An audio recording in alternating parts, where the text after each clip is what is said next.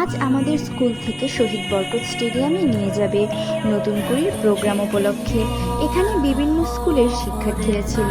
প্রথমে সবাই বিদ্যালয়ে যায়, এরপর শিক্ষকদের সাথে স্টেডিয়ামে যায়।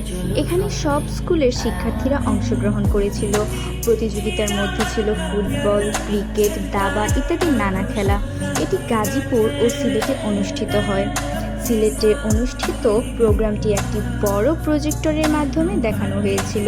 সব মিলিয়ে দিনটি ছিল অনেক মজার ও আনন্দের।